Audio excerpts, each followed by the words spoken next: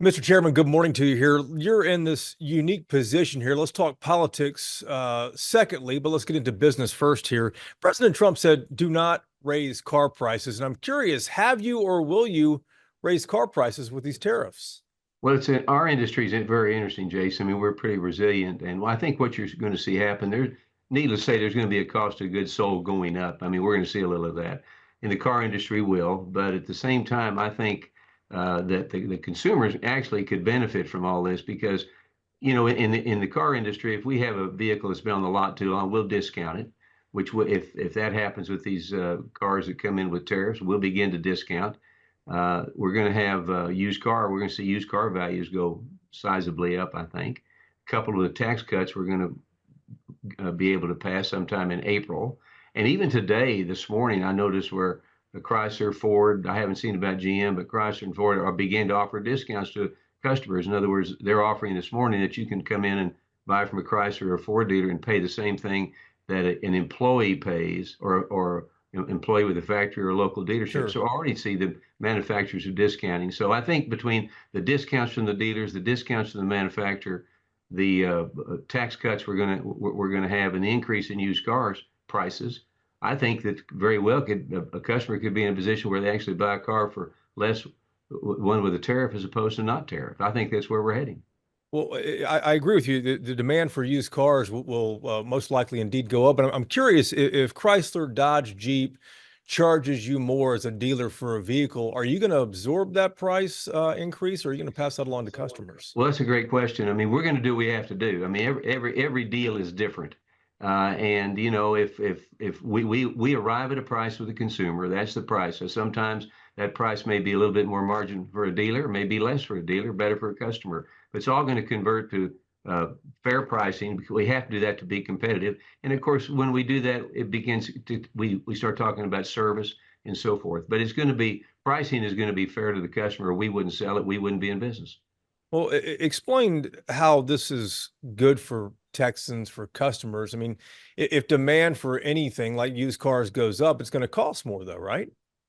Well, used cars probably will go up. A used car may cost more, but at the same time, they probably, when they bought their new one, had a sizable discount they wouldn't have had before. Again, like I talked about from the factory, from the dealer. So I think at the end of the day, it's all going to level out. I've been through a lot. 57 years I've been I've been a car dealer. I've seen a lot. This is not is this is not a tragedy for by any stretch of imagination. I think competition will demand it. That's what's great about Main Street. If government will get out of Main Street, competition will work, and of course that ends up making good prices for the customer and good service for the customer. I was reading that Stellantis, which makes Dodge, Chrysler, and Jeep, for our viewers who don't realize that, it announced it's going to temporarily lay off 900 people, close a couple of plants because of President Trump's tariffs. Are you going to get new vehicles and parts to even to be able to sell? Oh, I think so. I mean, they're not. Things might be slowed down a little bit, but it will begin to pick up. And I saw where they laid off 900 people, like you said, in Canada. I think those people will be back on the job here shortly because look at the business is good. The car business is good. I think we're going to have a great year. I think Main Street's going to have a great year. And the car business is good. We're going to be ordering cars. If there's a car ordered, they need to make it. That's how they make their money. So look, this is a shock for everybody. It's exactly what President Trump ran on. He said he was going to do this.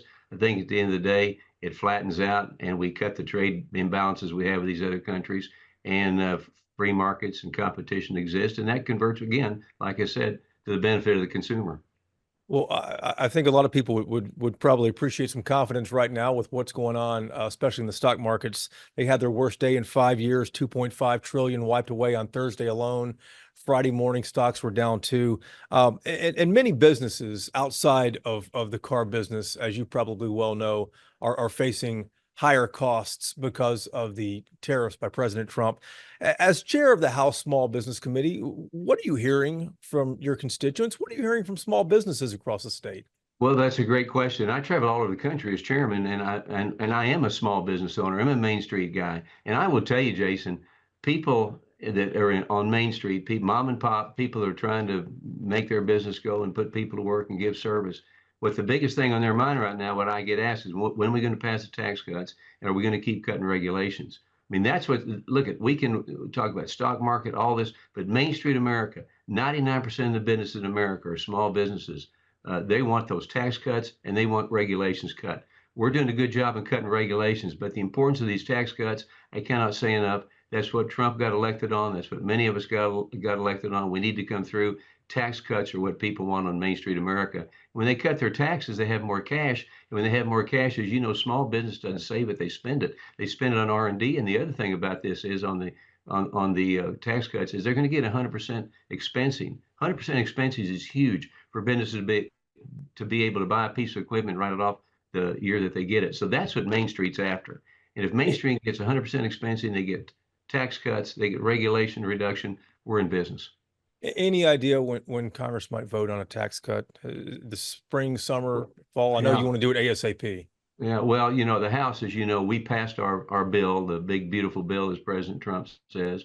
The House is over there. I mean, the Senate is over there as we speak, debating theirs.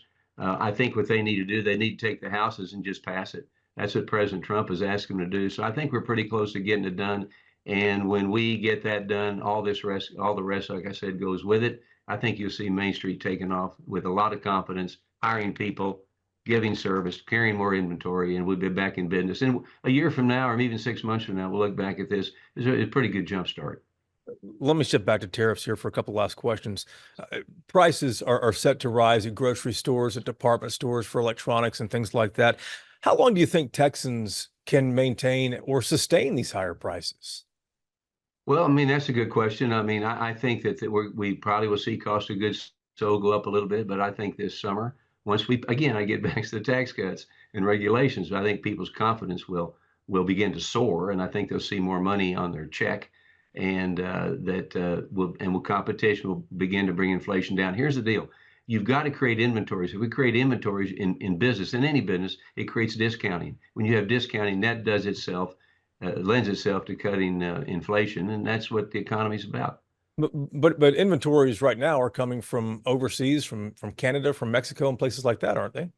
Well, a lot of inventories are, but that's why the president wants to make these businesses come to America, commit to build plants, commit to hire people. When we Yeah. hire more people, we have more people to spend money, more taxpayers, more customers. And that's why the reason is to come to America, build your plant, hire your people, greatest workforce we got, and things turn around, and we are. And then we become, no unquestionably, the number one market in the world. And just out of fairness, I think most people would probably agree with that, but that's going to take years to happen. And, just thinking back 70s, 80s, and 90s, the reason a lot of these, companies left in the first place was for cheaper labor overseas. Even if it comes back here, I mean, won't we still pay more for the labor here in the US?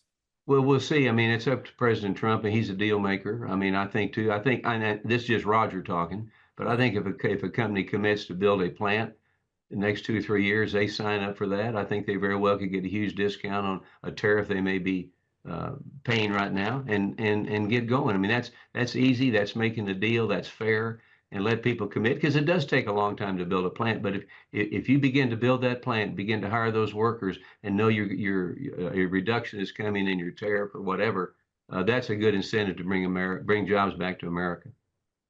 Last question here. A lot of folks are watching the stock market, how it ended the week and how it's going to start the week here real shortly. How long do you think tariffs are going to last, though?